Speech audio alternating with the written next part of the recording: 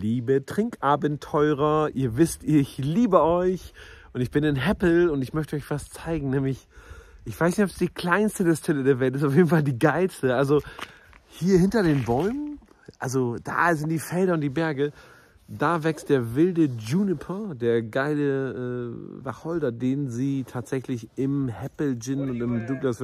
Sorry? It's okay, sorry, just do a video. Den sie benutzen in den zweiten Step der Destillation. Ich zeige das gleich, und zwar im Rotovap. Und hier ist die kleinste Destille. Da ist Chris, der Master Distiller, und da ist die kleinste Destille. Also, es ist sehr, sehr einfach. Es gibt 2 Räume, es ist sehr klein. Warte mal, ich mache mal den einen auf. Ich möchte mal erwähnen, ich war schon mal hier, das steht hier. Warte mal, so, ich mache Licht an. Also, das erste, was ich euch gleich zeige, ist hier die Destille. Dann gibt's, das ist schon alles. Hier wird der Juice gemacht. Hier werden die verschiedenen Rotovap-Destillate gelagert. Hier ist der Rotovap und da ist die Supercritical Extraction. Und ich erkläre euch das jetzt alles. Jetzt ab zur Müller, so heißt die Kleine. Ich zeige euch mal alles. Das ist alles. Hier passiert die Magie. Also ich meine, das meiste, was hier passiert, ist wegen dem netten Herrn hier. Herrn Garden, Chris Garden. Okay, we have to go on in English. Chris, hello. What's going on here? So here we have our 350 litre copper pot still, and really it's the base gin. So this is the starting point for Hepple. We take an English wheat spirit, completely neutral canvas. We add our flavours to it, including Douglas fir and bog myrtle from the Hepple estate, juniper, coriander, all the classic gin ingredients. We distill it in a one-shot manner, so we're not making a concentrate, we're not adding in neutral alcohol afterwards. We make a one-shot gin, very smooth, and that's our base. And that's really where everybody else stops. So how much you put in on when you begin? How much is in the bottle? So we put 200 litres of 96% alcohol by volume, 125 litres of our delicious spring water. Then we distill our base gin, and that's really where we start to get going. So what comes out on the other side? It's 85% alcohol, gin by volume. It's a delicious gin. It really is a good gin. But then we start layering on the flavours from the vacuum still and the supercritical extraction column. So you first do this like strong ABV one-shot Hepple distillate, and this one you flavor with the vacuum stuff, and finally at the end some water and some... Exactly. We build on it. So it's a London dry gin that we add flavour to, and we do it in a way that nobody else is doing it. So this magic here is London dry gin, done in a one-shot distillation. So what's one-shot distillation? So one shot is you put in that 200 litres of alcohol, you get out that sort of 180 litres of alcohol. What you could do is you could put in the 200 litres of alcohol, you could scale the recipe, so your botanical recipe, by say 10 times. So instead of putting in a kilogram of juniper, you put in 20 kilograms. You do exactly the same thing, you heat it up, you do the heads, the hearts, the tails cut. You get a concentrate. So that concentrate you take and then you blend with neutral alcohol. So you're putting an alcohol that hasn't touched the botanical, hasn't touched copper. And you're compromising because the magic is everything is touching copper, so it gets so smooth. You've got to touch the copper, you know. But what you do is you make it cheaper. And when you do it not one shot. When you do it in a concentrate manner, you do it cheaper. And we're not interested in that. We want you guys to drink the best quality gin. We don't want cheap.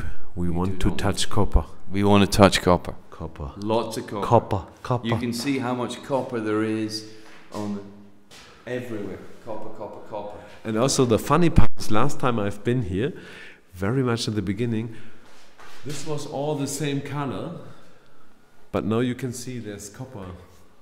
It's changing the color. We've been using it, yeah. So over time, the copper will change color, and you know, it's a beautiful color. We will have to restore it at some point, but. Can you stop touching it? It's a little bit erotic. It's an amazing material and it's a great manufacturer. It is. Geilo. Also das ist sozusagen, der erste Step ist One-Shot Destillation. Man macht sozusagen einen London Dry Gin bei Hepple auf der Müller aus Deutschland. Und dann geht es weiter zu dem kleinen drehenden Zauberstab hier. Denn hier passiert die nächste Magie. Das hier ist der Rotovap. Das ist eine spezielle Maschine, in der mit speziellem Druck sozusagen Botanicals gesondert destilliert werden. Und zwar mit sehr geringer Temperatur, weil der Druck so hoch ist.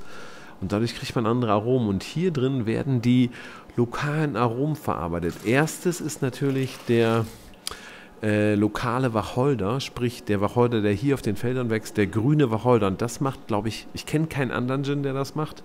Sozusagen, es geht bei Hepple um 3-mal Wacholder, einmal die typische One-Shot-Destillation. Dann hier der frische Wacholder, obwohl im Moment ist, glaube ich, Douglas Fir drin. Der sieht nach Tannennadeln aus, weil das ist auch ein Thema, was reinkommt. Und dann gibt es die Supercritical Extension. Aber ich lasse lieber Chris erklären. Chris. So what's going on here? So we are distilling under pressure, under a vacuum. So instead of instead of distilling at atmospheric pressure, which is about 1,000 millibars, we're distilling at sort of 150 millibars. So we're quintessentially taking our distillery to 35,000 feet. So at 35,000 feet, the pressure keeping the molecules together is far less, much less. So it requires less energy to break the bonds. It requires less energy to turn a liquid to a vapor. So quintessentially what we're doing is lowering the boiling point of alcohol.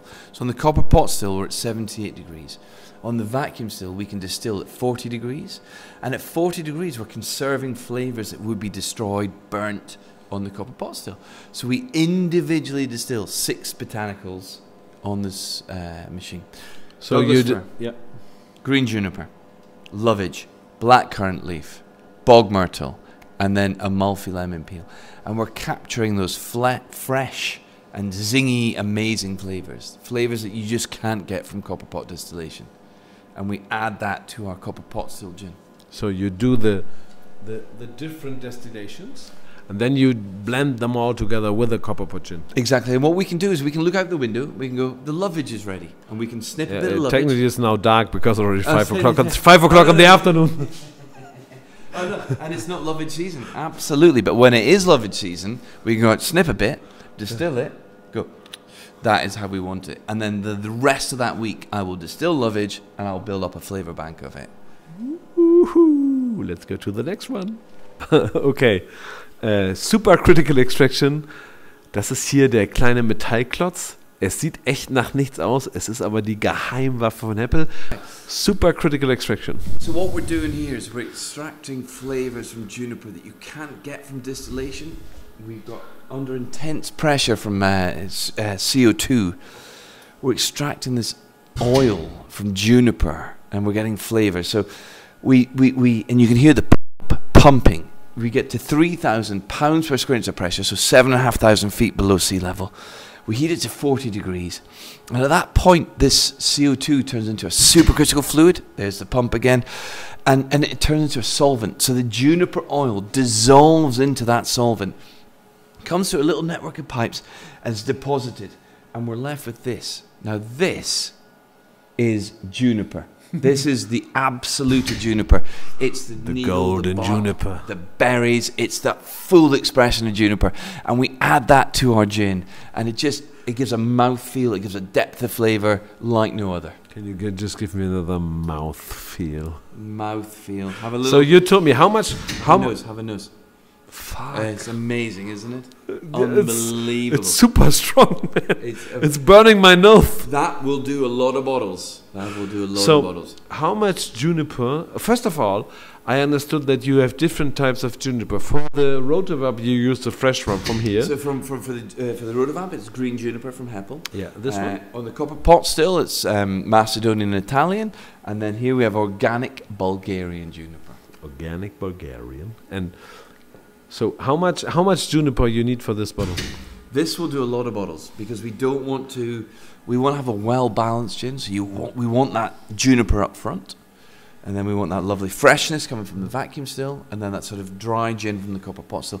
What this does is it a kilo or what is it? This protects the gin against but is it change. A kilo? How much you use? Oh, so 800 grams gives you that. That's a good day's work.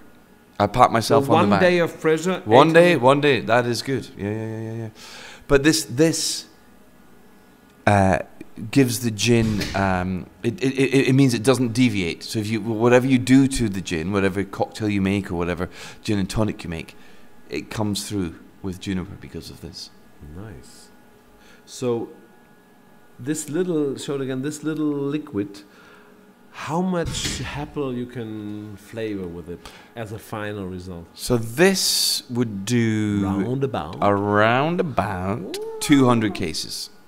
So 1,200 bottles. This. Yeah.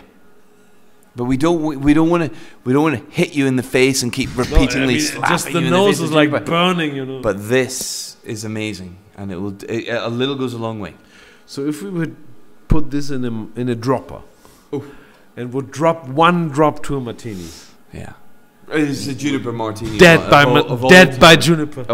Death by juniper. If you put this on your tongue and then you have a steak with the béarnaise or the peppercorn sauce, it's juniper sauce. It's nothing is good. Maybe I steal one of this and then we do. I have some ideas coming up. So, ich hoffe, jetzt habt ihr ein bisschen verstanden, warum ich Hepple Gin so geil finde. Einmal wegen den verrückten Leuten hier. Also es ist ja nicht nur die Mini-Distille, es ist ja auch das, nebenan ist der sozusagen der Hepple-Wohnsitz. Und die haben ja hier ein eigenes Naturschutzgebiet, wo sie ihren Wacholder anbauen, aber auch die anderen Sachen, Douglas Fir und so ernten. Ich finde einfach die Leute geil. Ich finde das Produkt geil. Ich finde geil, dass es handgemacht ist. Ich finde geil, dass es One-Shot Destillation Gin ist und irgendwie dadurch wirklich Qualität in jeder Flasche. Und deswegen ist es mein liebster Martini Gin, kann ich nicht anders sagen. Und damit ihr es auch mal probieren könnt, wenn es gibt noch ein paar andere Produkte, ich habe mal geguckt, also es gibt ja wir haben ja auch den Slow and Hawthorne Gin. Sehr geil, weil es halt nicht nur Slow Gin ist, nicht nur süß, sondern auch so ein bisschen herb und fresh. Dann machen sie ja noch den, wo ist er überhaupt? Haben wir gar nicht hier. Doch, da, warte mal, ich um eine Flasche. Ich muss das eigentlich hier hinstellen. Denn das Ding heißt Douglas Fir Wodka, aber eigentlich ist es Gin. Denn was passiert ist, sie machen das gleiche Thema wie mit Wacholder, nur sie destillieren die Tannen. Und es ist eigentlich Wodka, der so einen geilen Tannengeschmack hat. Ich finde es auch geiler als Gin Tonic. Und dann machen sie natürlich den Classic Gin. Und hier ist zum Beispiel noch ein Aquavit, den machen wir sie für ein lokales Restaurant. Aber das haben wir leider nicht in Deutschland, das ist ja ein lokales Restaurant. Also, nochmal, ich finde deswegen Hepple geil. Und falls ihr Bock habt, ich packe jetzt in den Trinkabenteuer-Shop einen kleinen Code, der heißt Hepple Martini. Und dann gibt es 10% auf alle Hepple-Produkte zum Ausprobieren. Ich finde es einfach geil, probiert es mal. Es ist mein Martini Gin, muss nicht euer sein, aber ich finde ihn richtig geil, weil es A, geile Leute sind und B, ein geiles handgemachtes Produkt und davon gibt es nicht so viel. Also viel Spaß. Tschüss.